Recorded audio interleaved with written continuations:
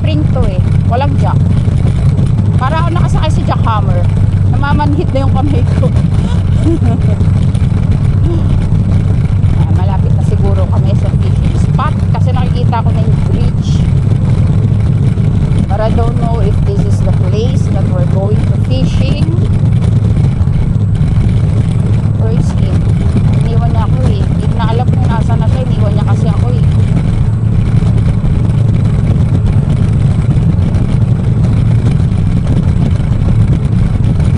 Sakit na ng kamay ko guys. Namamanhid na siya. Wala nang pakiramdam kamay ko kasi parang nakatakay sa jackhammer.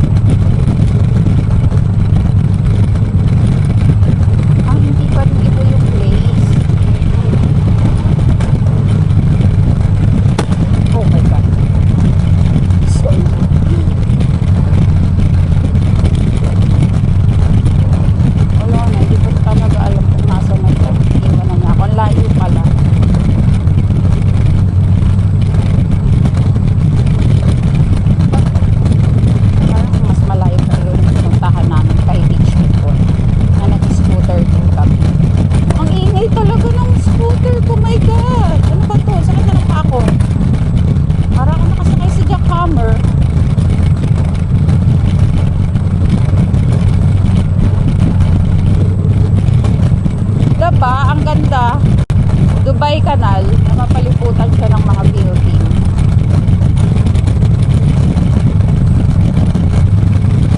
Maganda mag-jogging dito sa gabi.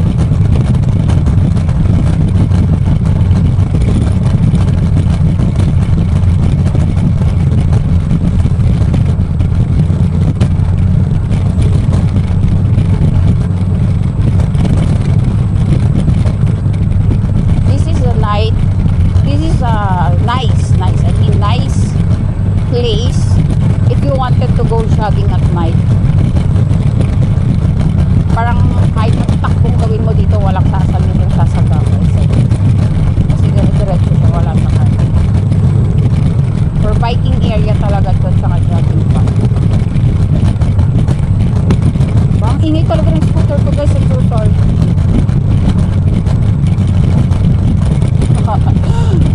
Namamanhid yung kamay ko. Painless na.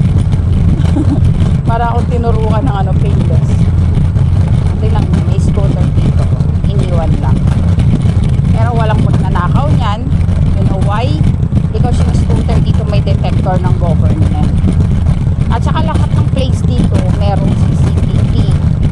Kahit saan ka magpunta. Kaya walang nag-a-attempt na gumawa ng masama dito. Kaya sana sa Pilipinas, sa mga nanunungkulan po dyan sa gobyerno ng Pilipinas, sana maisip niyo yung ganito, i-upgrade nyo naman yung Pilipinas like Dubai, para wala ng Pilipino mag-a-attempt o gugustuhin pumunta ng abroad, and then itaas nyo rin yung salary ng mga Pilipino. Oh my God, kaya lahat kami gusto na lang natin sa abroad mabuhay eh, kasi napakataas ng demand ng salary talaga sa abroad compare sa Pilipinas, walang kwenta. Ito safe ka na, ang ganda pa ng salary.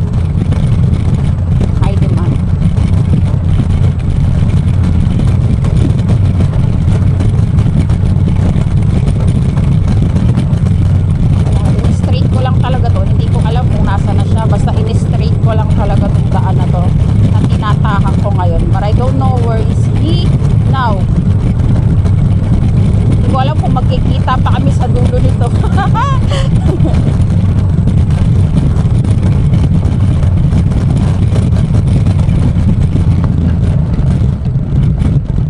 Maybe he forgot. Nakalimutan niya na yata ako. Ay, ito pala yung building na circle na nakikita ko sa commercial dati. Ito pala yun. Kana. Hindi ba ana?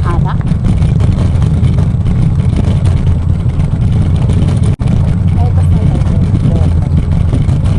Como.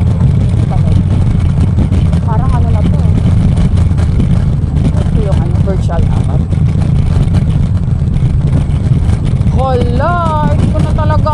Nasaan na siya? I don't know where is he. Ayun na pala. Hintay ako. Hintay pala niya ako. So, where are we going? Dito lang? Hindi pa. Yan ang speed mo. Ay, naka-open to. Paano to ipatay?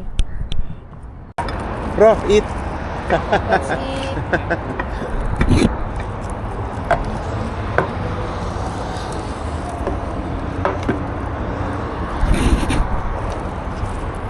Wait. Crab.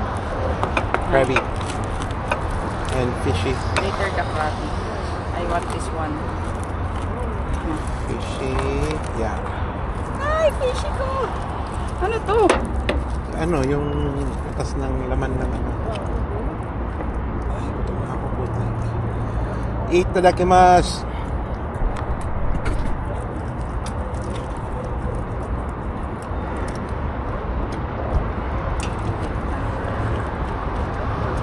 Kakamayin ko to, bahala na. Oh, aywa. Let's eat! Bro, eat bro. Thank you! Awo, Tagalog ha. Hinos, busog na ako ha. Tingnan tayo ng soft drinks oh. Aywa. Thank you Lord. Nom, nom, nom, nom, nom, nom. Kaya sabi sa camera, hindi naman siguro.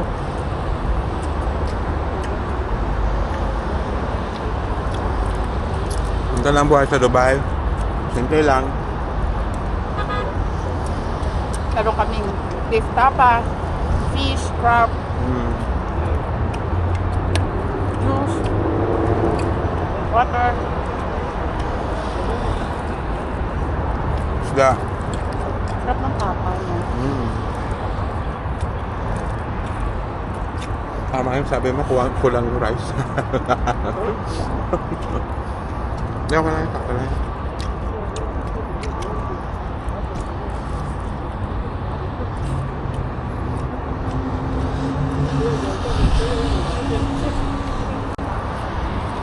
Para na kayo paghalikan sa akin, Mark. Yung ano, lamok, lamok.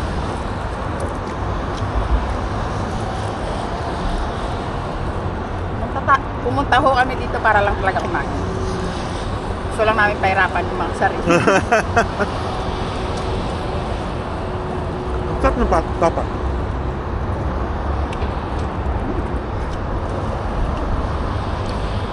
Dapat pala nag-live ako. Oh. Pwede pa.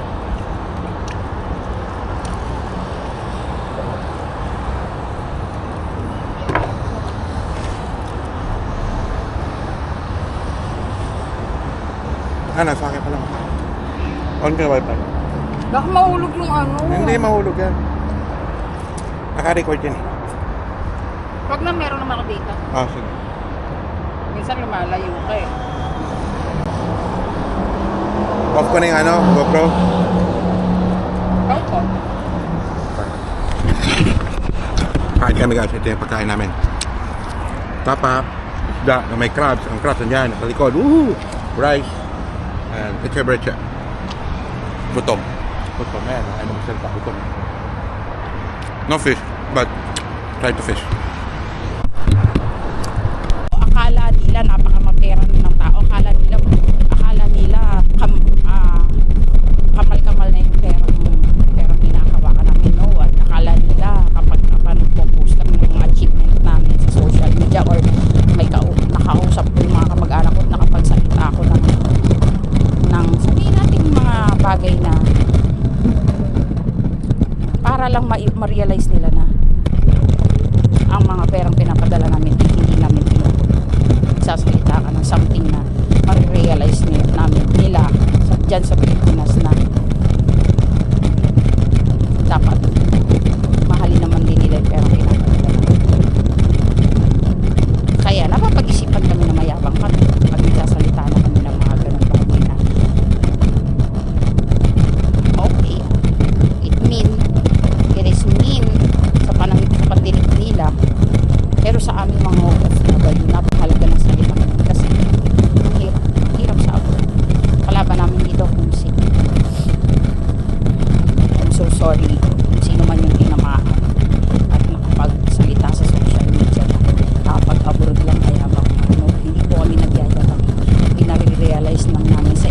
reality ng buhay namin dito sa abroad na napakahirap talaga. Tingnan nyo, weekend nga oh. Weekend, imbis na mag-enjoy kami, imbis na magala, eto, ginagawa namin, mag-fishing lang para makatipid. May pang-ulam. Pag nakahuli ng isda, may pang-ulam. Diba?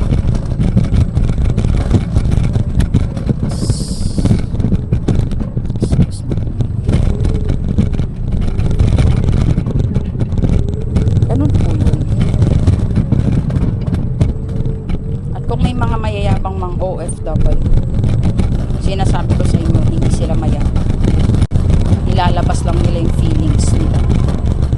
At ayaw nila, yung mga mag-anak nila dyan sa Pilipinas, ay maranasan din yung hirap yung dinadanas namin.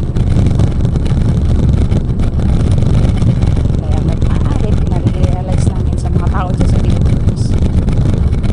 Yung perang pinapadala namin po, hindi po namin iyayabang sa inyo yan. At yung mga salitang pinipitawan po namin, hindi po namin iyayabang sa inyo yan.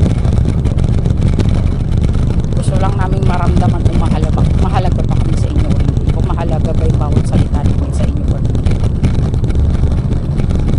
Ayan guys, layo na nang nababiyahe namin. Pauwi na kasi kami. Ito rin yung dinaanan namin kami. Makali lang, pinagdaan. Bay Canal. Sakit na ng paa ko. Tapos nangangalay na rin yung kamay. Para ako nakasakay sa jackhammer talaga.